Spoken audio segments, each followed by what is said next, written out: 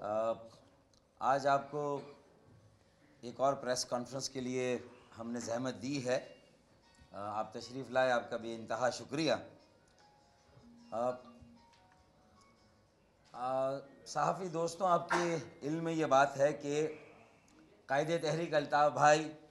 کے اظہار رائے کی آزادی پر پابندی کو یہ 6واں مہینہ ہے. ستمبر میں ان پر یہ پابندی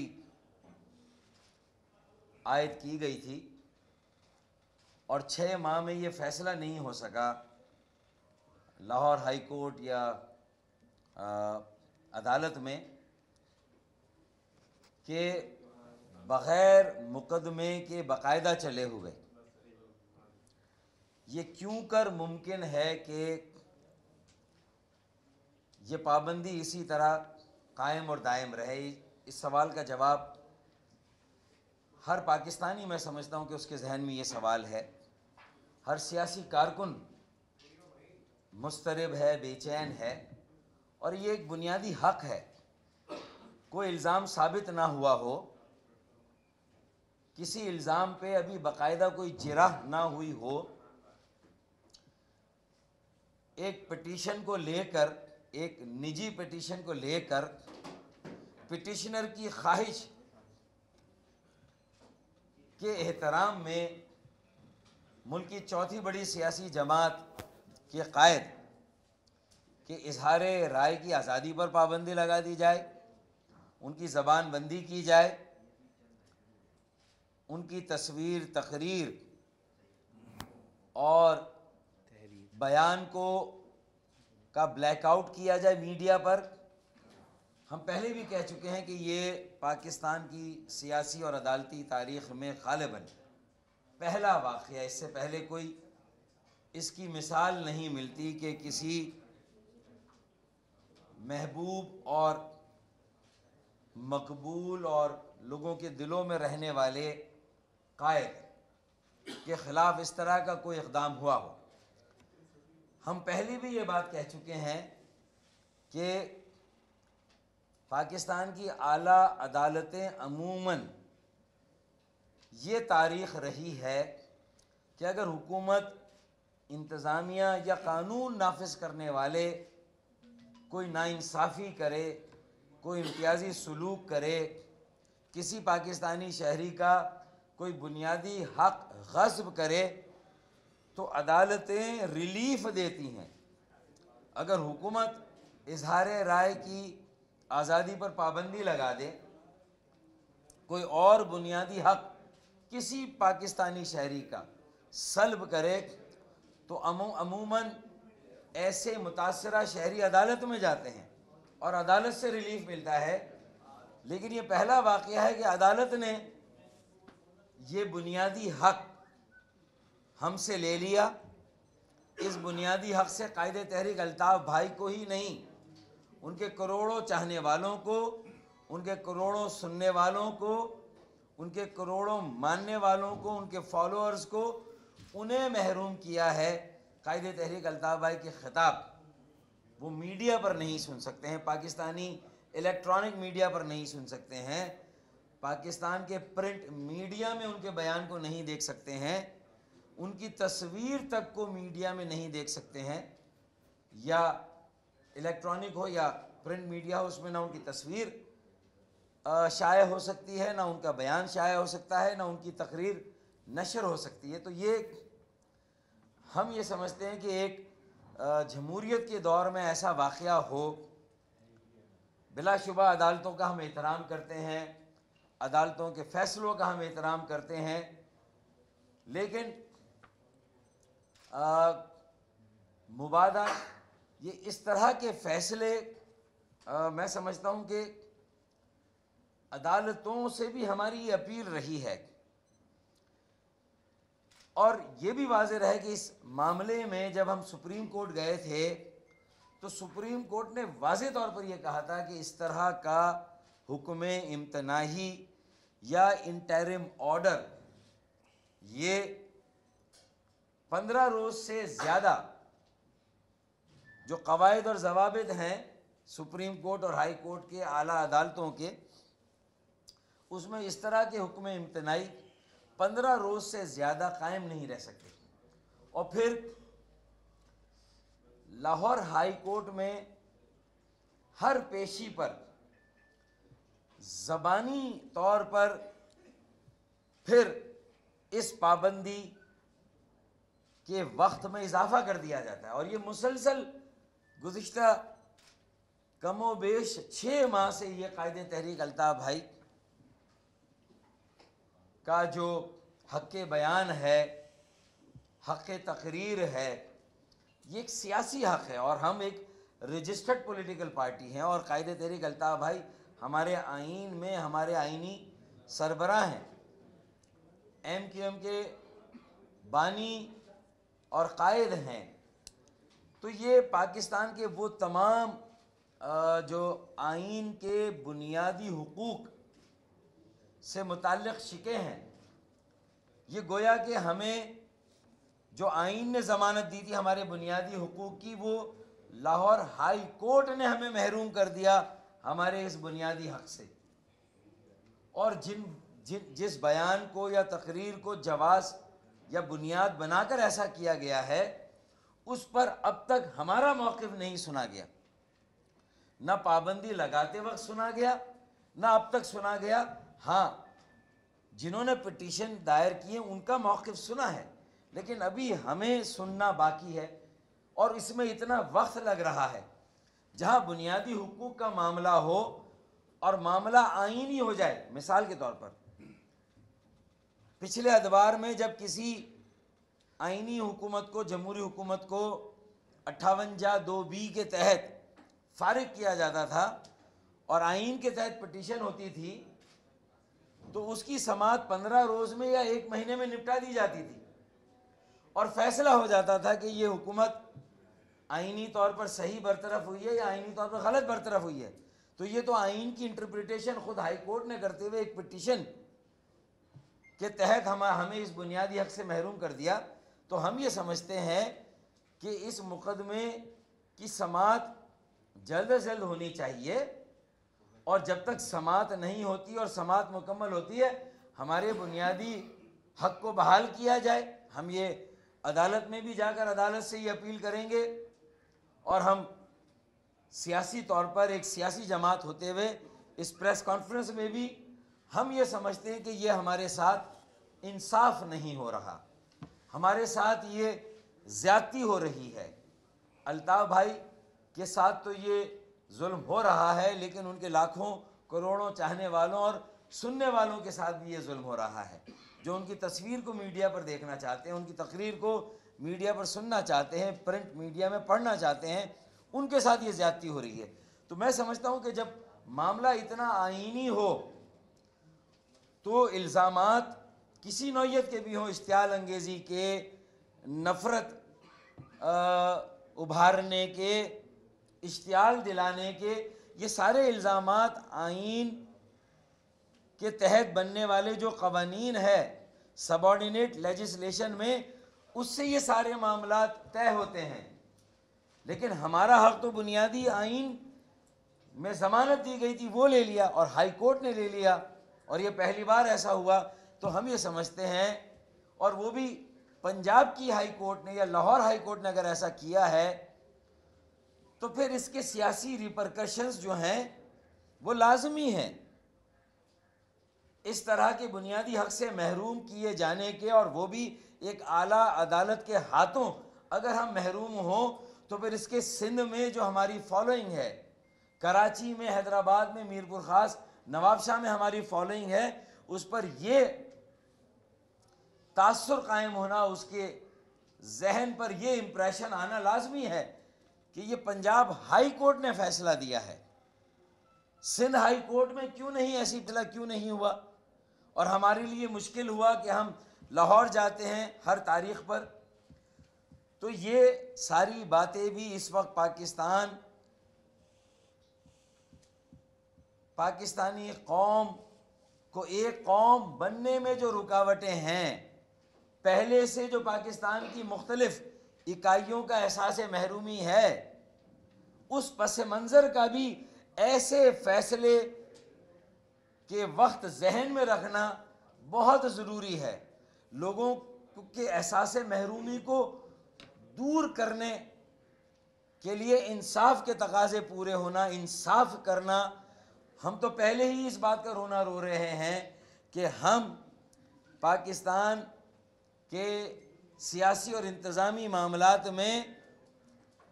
سیاسی حقوق سے بھی محروم ہیں،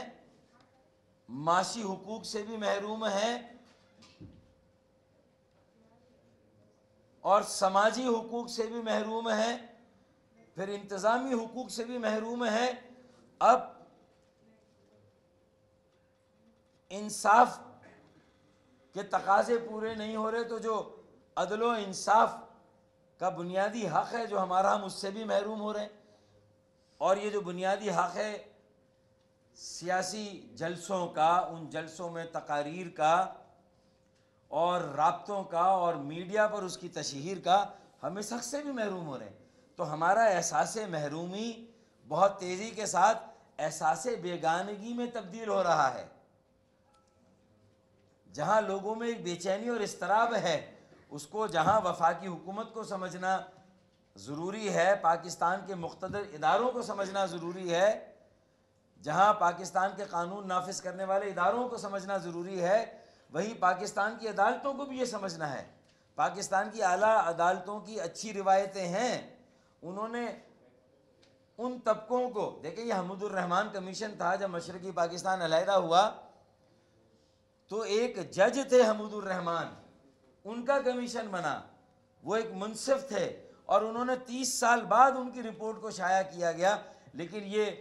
معاملہ بالآخر طے ہوا کہ مشرقی پاکستان کی علیحدگی کے پیچھے اگر یحییٰ خان کا ہاتھ تھا تو ذوالفقار علی بھٹو کا بھی ہاتھ تھا. اس حمود الرحمان کمیشن کے مطابق ان کی پالیسیوں کا بھی دخل تھا، اور مجیب الرحمان بھی ایک کردار تھے. تو صرف ایک کردار نہیں تھا مجیب الرحمان کا، بلکہ یحییٰ خان بھی تھے اور ذوالفقار علی بھٹو بھی تھے جنہیں مغربی پاکستان سے مینڈیٹ ملا تھا. تو حمود الرحمان کمیشن نے یہ بتایا کہ مجیب الرحمان کو ہم کہتے ہیں کہ وہ غدار تھا. تو یہ باتیں 30 سال بعد طے ہو رہی ہیں. ہم نے اس وقت جو بنگالیوں کا احساس محرومی تھا، احساس بیگانگی تھا، ان کو پاکستان میں جس طرح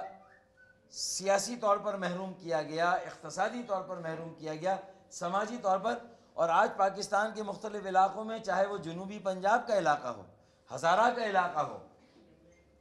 چاہے وہ اندرون سندھ میں جو اس وقت ہمیں ایک ریئیکشن اور قوم پرستی نظر آ رہی ہے، بلوچستان میں کئی مرتبہ ہم نے اس طرح کی تحریکیں دیکھی ہیں کہ ایسا محسوس ہوتا ہے کہ وہ بغاوتیں ہیں، وہ انسرجنسیز ہیں. لیکن ہمیں، اگر ہم سیاسی طور پر، قانونی طور پر، ہم اگر سماجی طور پر اور معاشی طور پر انصاف نہیں کریں گے، مختلف طبقوں کے احساس محرومی کو ایڈریس نہیں کریں گے، تو پھر وقت کرتا ہے پرورش برسوں، حادثہ ایک دم نہیں ہوتا، اچانک نہیں ہوتا حادثہ. حادثہ اس کی پرورش کے پیچھے برسوں کے ظلم اور ناانصافی کا ایک تسلسل ہوتا ہے. تو پھر میں پاکستان کے حکمرانوں کو آج قائد تحریک الطاف بھائی کی جانب سے، رابطہ کمیٹی کی جانب سے انتباہ دے رہا ہوں، متنبہ کر رہا ہوں کہ جو سندھ کے شہری علاقوں کے عوام کے ساتھ بالخصوص اور سندھ کے دیہی عوام کے ساتھ، پاکستان کے مختلف طبقوں کے ساتھ، پاکستان کے غیر مسلموں کے ساتھ، اقلیتوں کے ساتھ، پاکستان کی بہنوں اور بیٹیوں کے ساتھ، پاکستان کے مختلف علاقوں میں، خطوں میں، صوبوں میں جو ظلم اور ستم ہو رہا ہے، اسی کے نتیجے میں ایک ویکیوم خلا کریٹ ہوا. اور آج جو سب سے بڑا پاکستان کا دشمن ہے وہ پاکستان کے اندر پاکستان کی جڑوں کو کھوکھلا کر رہا ہے، وہ انتہا پسند دہشت گرد ہے جو پاکستان کی ریاست سے جنگ کر رہا ہے، پاکستان کے آئین سے انکار کر رہا ہے، افواج پاکستان کے اہلکاروں کو شہید کر رہا ہے. پولیس کے اہلکاروں کو شہید کر رہا ہے، پاکستان کے بے گناہ لوگوں کو شہید کر رہا ہے. یہ جب سیاسی ویکیوم ہوگا اور یہ تقاریر پر پابندی لگانے سے، تصاویر پر پابندی لگانے سے، بلیک آؤٹ کرنے سے یہ اور خلا پیدا ہوگا، دہشت گردی کو فروغ ملے گا، انتہا پسندی کو موقع ملے گا. تو میں ہاتھ جوڑ کر حکمرانوں سے بھی کہتا ہوں، وفاقی اور صوبائی حکومتوں سے بھی کہتا ہوں، جو ریاستی ادارے ہیں ان سے بھی کہتا ہوں، اور پاکستان کی عدالتوں سے بھی کہتا ہوں کہ وہ اب انصاف کریں، پاکستان میں جو ظلم ہو رہا ہے اس کو ختم کرائیں، منصفانہ پالیسیاں بنائیں. ایسی پالیسیاں، ایسے منصوبے نہ بنائیں جس سے کہ صرف ایک صوبے کے عوام، ایک علاقے کے عوام کو فائدہ ہو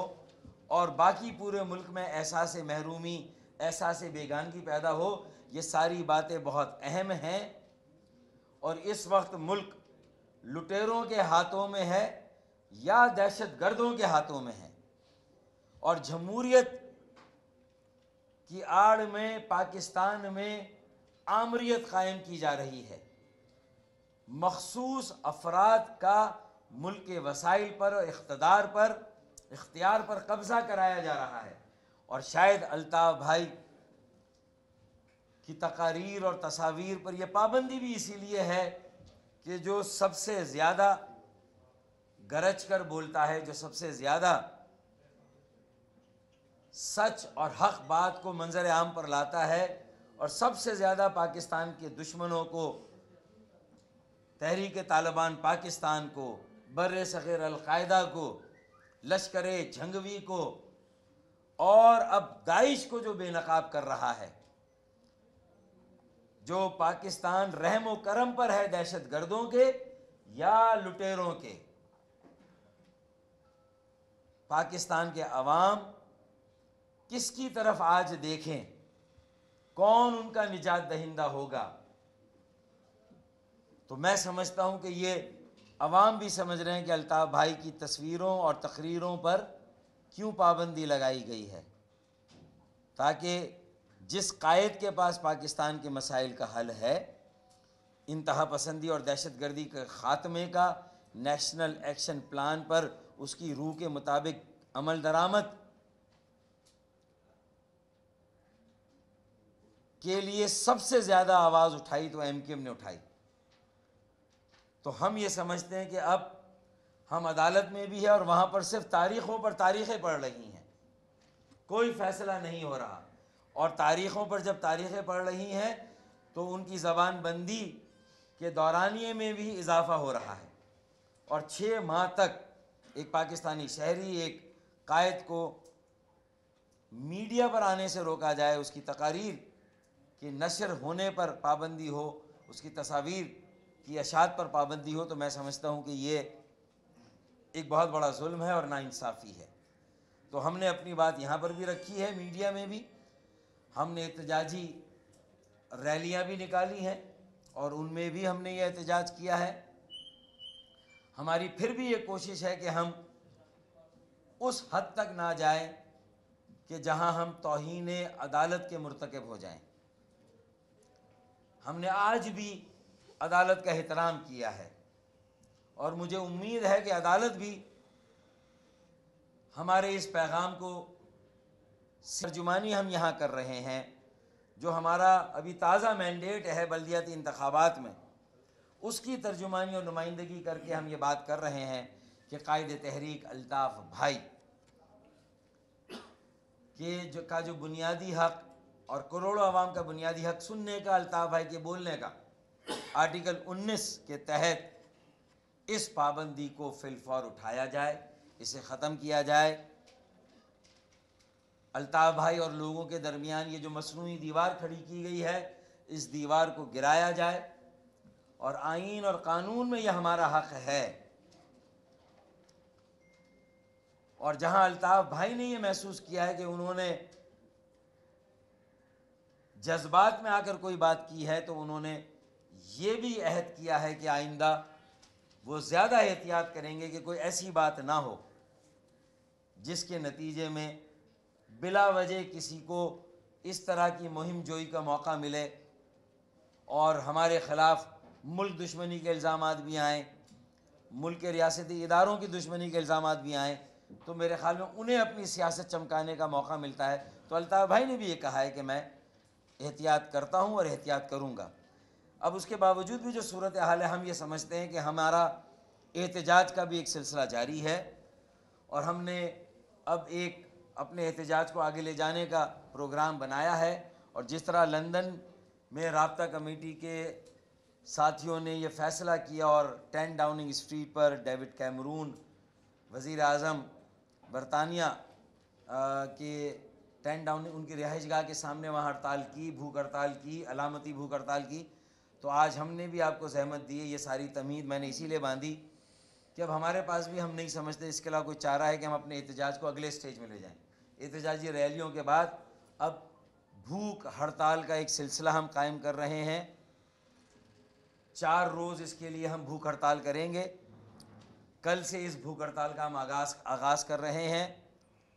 اور 4 روز تک یہ بھوک ہڑتال ہوگی۔ علامتی بھوک ہڑتال ہے، روزانہ 12 گھنٹے کی یہ بھوک ہڑتال ہوگی، جس میں رابطہ کمیٹی، سینٹرل ایگزیکٹو کونسل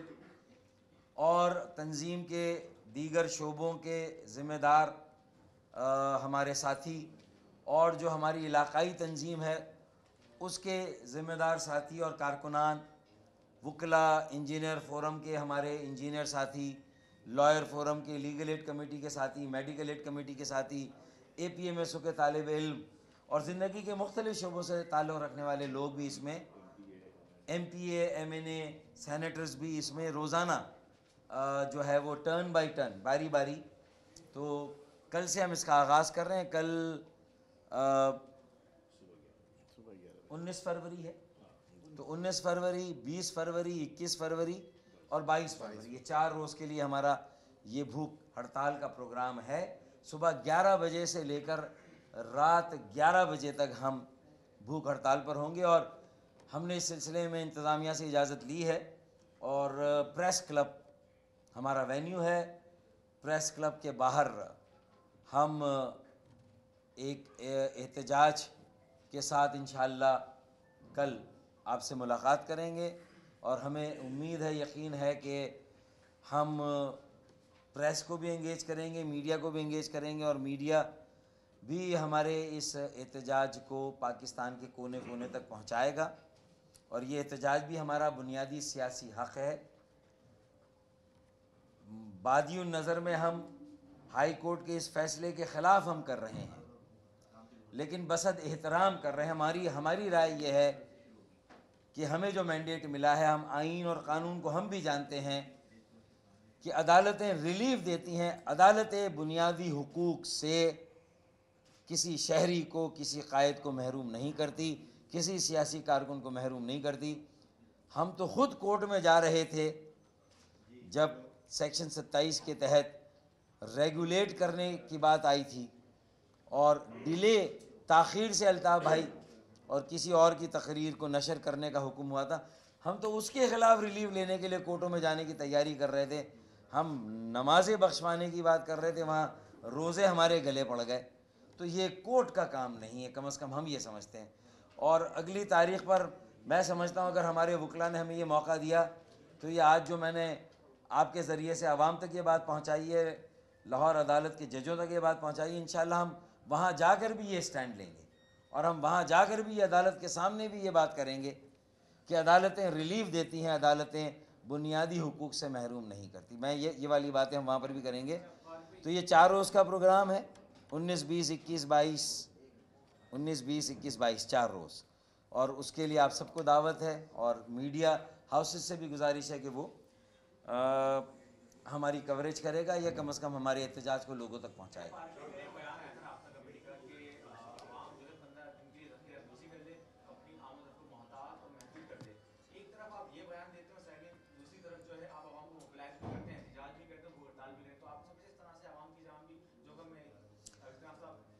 اس سوال کے جواب سے پہلے ایک گارنٹی میں لوں گا، میں اس کا جواب دوں گا،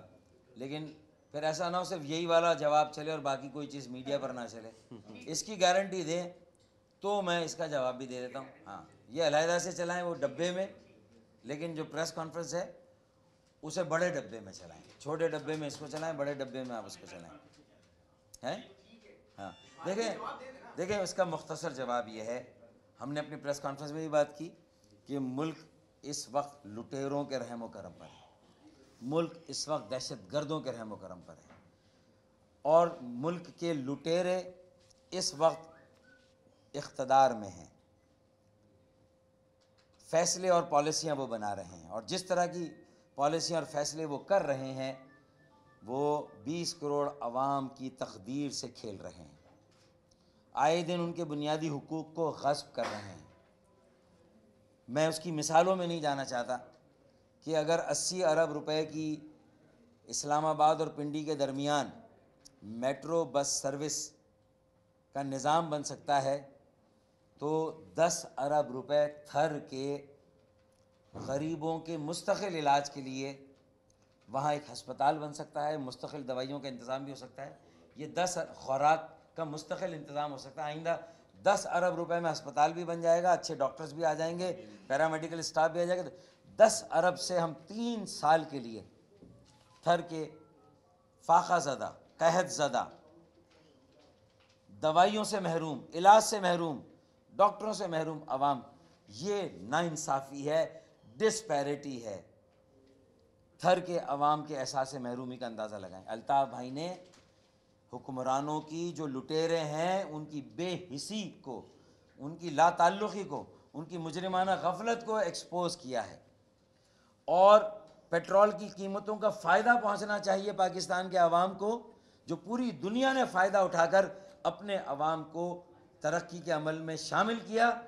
انہوں نے ترقی کے عمل سے اور دور کیا. فکسڈ سیلز ٹیکس لگایا جو آئینی طور پر بھی نہیں لگایا جا سکتا, قانونی طور پر بھی نہیں لگایا جا سکتا. اور ہم نے کہا کہ یہ پاکستان میں ایک بادشاہت قائم ہو گئی ہے, ایک آمریت قائم ہو گئی ہے. چند خاندان فیصلے کر رہے ہیں, جو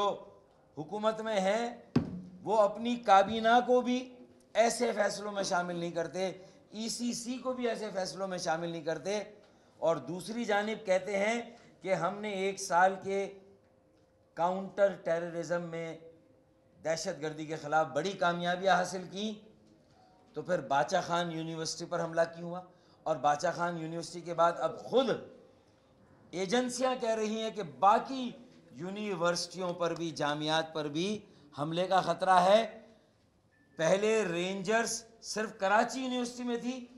آج این ای ڈی میں بھی رینجرز جا رہی ہے, داؤد کالج آف ٹیکنالوجی میں بھی جا رہی ہے, پرائیویٹ یونیورسٹیوں ہمدرد, اقرا, وہاں پر بھی رینجرز جا رہی ہے اور وہاں پر بھی حملے کا خطرہ ہے. تو یہ دہشت گردی پر ہم نے قابو پایا ہے یا دہشت گردی ہمارے ہاتھوں سے نکل گئی ہے؟ عوام کی آنکھوں میں دھول جھونکنا بند کریں, عوام کو حقائق سے آگاہ کریں جو الطاف بھائی بتاتے ہیں, اور کہتے ہیں کہ سپاہی وہ لشکر جھنگوی, القاعدہ بر صغیر اور تحریک طالبان کا گٹھ جوڑ ہے. تو ہمیں خوشی ہوئی جب آئی ایس پی آر کے لیفٹیننٹ جنرل عاصم باجوہ نے بھی الطاف بھائی کی اس بات کی تائید کی. چودھری نثار کو بھی اس بات کی تائید کرنی چاہیے اور کہنا چاہیے کہ کراچی میں القاعدہ بھی ہے, تحریک طالبان پاکستان بھی ہے, اور داعش بھی ہے, اور وہ لشکر جھنگوی بھی ہے. چودھری نثار کیوں نہیں اس بات کہتے؟ تو اس کا مطلب کہ عوام کو مارنا چاہتے ہیں. الطاف بھائی یہ چاہتے ہیں کہ جو چیلنجز ہیں, چاہے وہ قدرتی آفات کا چیلنج ہو, موسموں کی تبدیلی کا چیلنج ہو, جو زلزلے پاکستان میں آ رہے ہیں, جو سیلاب آ رہے ہیں, ایک چیلنج تو یہ ہے. دوسرا یہ مطلوق العنانی حکمرانوں کی, جس کے نتیجے میں ہم لٹیروں اور دہشت گردوں کے رحم و کرم پر ہیں. تو دہشت گردی کا کوئی بڑا واقعہ ہو جائے تو الطاف بھائی نے دراصل یہ راشن والی بات کہہ کے یہ تلمی ہے, یہ ایک اشارہ ہے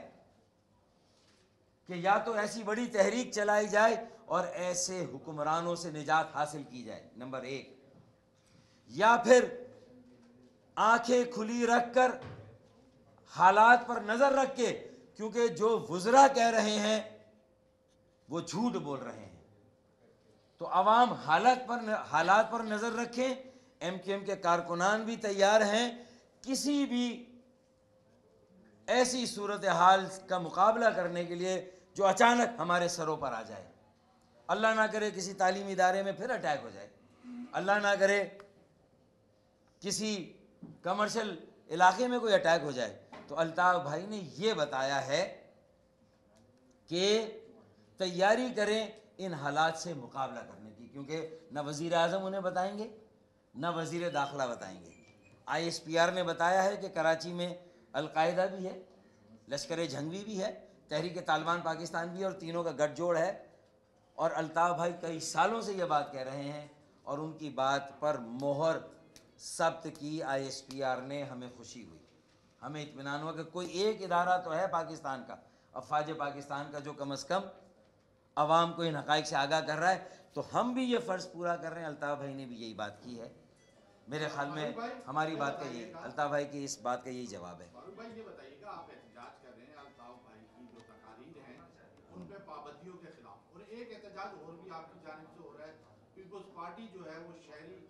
عوام اور سندھ کے عوام پہ جو مظالم اٹھا رہی ہے اس کے خلاف ہو رہا ہے آپ کا احتجاج، لیکن دوسری طرف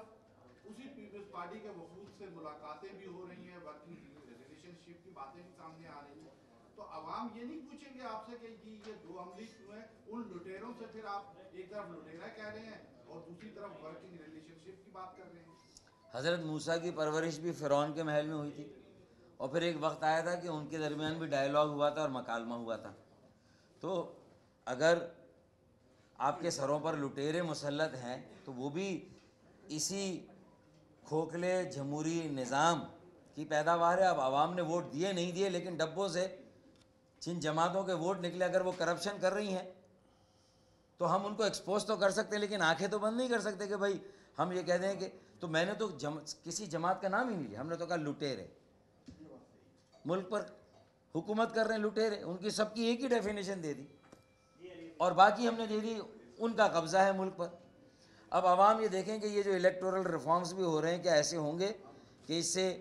جو پیسوں کی ریل پیل ہوتی ہے الیکشن میں۔ فاروق بھائی، ہر کام میں جدت آ رہی ہے، اگر ہم رپورٹنگ کرتے ہیں اس میں جدت آ گئی ہے، مظاہرے بھی ہو چکے ہیں، دھرنے بھی ہو چکے ہیں، کچھ نیا ایسا کریں ایم کیو ایم تاکہ وہ لوگ سنے بھی اور وہ الطاف بھی پابندی ختم ہو جائے، کچھ نیا نہیں سوچتے؟ اسی کوئی رابطہ کمیٹی کوئی نیا آئیڈیا شیئر کریں، علامتی کو ہڑتال بھی ہو گیا، کچھ ہو گیا، کوئی نیا آئیڈیا۔ یہ 70 ہیں، دیکھیں 70 سال کی پاکستان کی تاریخ میں وہ مظاہرے جو نوابزادہ نصر اللہ خان کی اپوزیشن کی تحریکیں چلتی تھیں، اب تو مکے چل رہے ہیں نا بھائی۔ تو اسی لیے تو ہم نے یہ پیٹرول کی قیمتوں اور پی آئی اے کے اوپر جو بحث ہوئی تھی، تو ہم نے کہا کہ صرف قومی اسمبلی کا اجلاس بلا کر خورشید شاہ اگر یہ سمجھتے کہ انہوں نے اپنی ذمہ داری پوری کر دی تو وہ عوام کو دھوکہ دے رہے ہیں، وہ بھی خانہ پوری کر رہے ہیں۔ اب عوام کی عدالت کو جو ہے وہ طلب کرنا ہوگا، اور عوام کی عدالت میں اب کچھ فیصلے ہوں گے۔ اس کے لیے ہم تو مظاہروں کی سیاست پر چلے گئے ہیں، ہڑتال کی سیاست پر چلے گئے ہیں۔ مقامی حکومت کے اختیارات جہاں نہ ہوں، جہاں میئر ڈپٹی میئر کے الیکشن میں اتنا جو ہے وہ رکاوٹیں ڈالی جائیں، تو یہ ساری باتوں سے اور سپریم کورٹ کے کہنے سے انتخابات ہوں، 7 سال کی تاخیر کے بعد انتخابات ہوں، اور 6 ماہ سے یہ انتخابی سلسلہ چل رہا ہو اور کونسل مکمل نہ ہو، تو یہ عجب ہو رہا ہے پاکستان میں، ایسا پہلے نہیں ہوا، تو یہ نیا ہو رہا ہے۔ تو اس کا توڑ اسی طرح کے احتجاج ہیں، اسی طرح کی تحریکیں ہیں جس سے کہ پاکستان قائم ہوا تھا، جس سے کہ یہ نیا پاکستان قائم ہوگا۔ تو یہ نیا پاکستان انشاءاللہ ہم قائم کریں گے، انشاءاللہ یہ تبدیلی لائیں گے۔ ایک بات میں اور کہنا چاہوں گا، اگر آپ کو کچھ نیا کرنا ہے نا، آپ یہ دیکھ لیں کہ مظاہروں کا ریکارڈ نکال لیں، تواتر کے ساتھ ایم کے مظاہرے کر رہی ہے، متواتر مظاہرے ہو رہے ہیں، اور ہر مظاہرے میں پہلے سے زیادہ لوگ شامل ہوتے ہیں۔ کسی پاکستان کی سیاسی جماعت کا آپ ریکارڈ نکال کے دیکھ لیں اور ایم کیو ایم کا آپ ریکارڈ نکال کے دیکھ لیں، کتنے لوگ انٹیکٹ ہیں، اس سے یہ ظاہر ہوتا ہے، ورنہ لوگ اکتا جاتے ہیں مظاہروں سے، لیکن ہمارے لوگ قائد تحریک کے لیے انٹیکٹ ہیں، ہر مظاہرے میں وہ موجود ہیں، اور ہمارے پاس اتنی بڑی تعداد میں لوگوں کے نام آ رہے ہیں بھوک ہڑتال میں بیٹھنے کے لیے کہ ہم ان کو وہاں پہ اکوموڈیٹ نہیں کر سکتے. ہم اسی لیے یہ بیجز بھی بنا رہے ہیں کہ ہم پھر یہ 4 روز تک جو ہے وہ بیجز وائز ہم یہ اسٹرائک کریں گے. یہ بھی ایک ریکارڈ ہے. اگر آپ کچھ نیا کرنا چاہیں ہم تو یہ چاہیں تو کرنا. ہزاروں لوگ آ جائیں گے ہزاروں ہڑتال لوگ پہ، آ لیکن جائیں. ہم نے منع کیا انہیں. اور اس موقع پہ یہ ایک بات میں کہنا چاہوں گا لاہور ہائی کورٹ کے چیف جسٹس صاحب سے کہ سر انجسٹس ہمارے ساتھ ہو رہا ہے. Injustice anywhere is a threat to justice everywhere. So please provide justice. آپ کے پاس ہے، آپ جسٹس پرووائڈ کریں اور آپ جسٹس ہمیں دے سکتے ہیں. میں ایک بات اور کہہ دوں کہ کچھ نیا کرنے میں دھرنوں کی طرف بھی ہم جائیں گے انشاءاللہ، لیکن ابھی ہماری سوچ میں سب سے بڑی بات یہ ہے کہ اسلام آباد کے دھرنے کی وجہ سے تو صرف چین کا صدر نہیں آ سکا تھا، اور ہم نے اگر دھرنا کیا تو پاکستان کا صدر باہر نہیں جا سکے گا، پاکستان کا وزیر اعظم باہر نہیں جا سکے گا. تو یہ بھی آگے کا پروگرام ہے. تو اس لیے ذرا سوچ بچار ہو رہا ہے، اور پھر کوئی صدر پھر دنیا کا شاید نہیں آ سکے گا، کوئی وزیر اعظم نہیں آ سکے گا. کراچی کی بڑی قومی اہمیت ہے، معاشی بھی ہے، سیاسی بھی ہے، اور حکومتیں بھی اگر تبدیل ہوئی ہیں تو کراچی کا اس میں ایک کردار رہا ہے، اور یہ اسٹیٹس کو اب نہیں چلے گا پاکستان میں.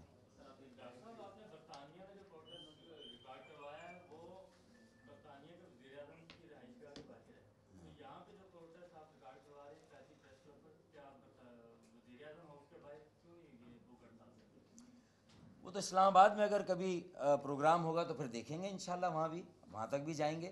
وہ ریڈ زون ہے، اس میں اگر اجازت ملی تو وہاں بھی کریں گے بالکل.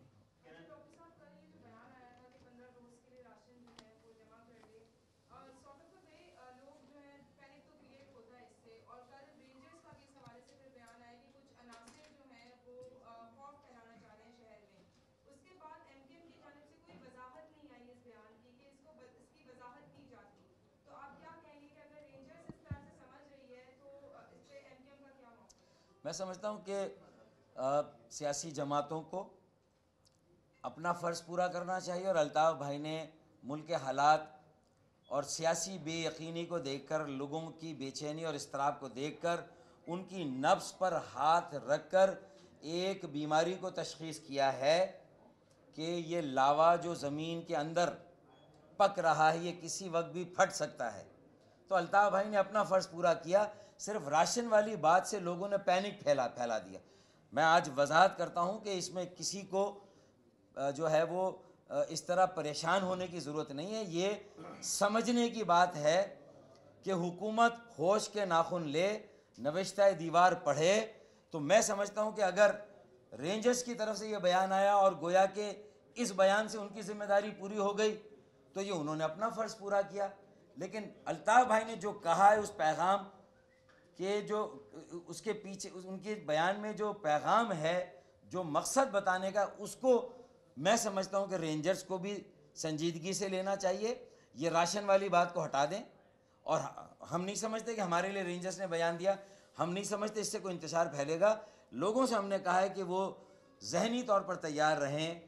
کوئی ایسی بات ہو جائے تو ہمیں کسی بڑے خطرے سے بچنے کے لیے اس کی تیاریاں کرنی ہوگی، چاہے وہ ڈیزاسٹر مینجمنٹ کی صورت میں ہو، چاہے وہ پولیٹیکل جو ایلیٹ ہے اس نے جو ڈیزاسٹر تباہی مچائی ہے اس سے ملک کو بچانے کی بات ہو، یا جو اکانومک یہ جو وڈیرے جاگیردار اور سرمایہ دار ہیں ان کی لائی ہوئی کوئی آفت ہو، اس سے ملک کو بچانے کی ضرورت ہو. تو پاکستان کے عوام کو اب کسی بڑی تحریک کے لیے اس بڑے خطرے سے پاکستان کی بقا اور سلامتی کو بچانے کے لیے صف آرا ہونا ہوگا، گھروں سے نکلنا ہوگا اور عوام کی بڑی عدالت کو لگانا ہوگا. اسی سے میں سمجھتا ہوں کہ حالات ٹھیک ہوں گے، اس کے علاوہ کوئی راستہ نظر نہیں آ رہا.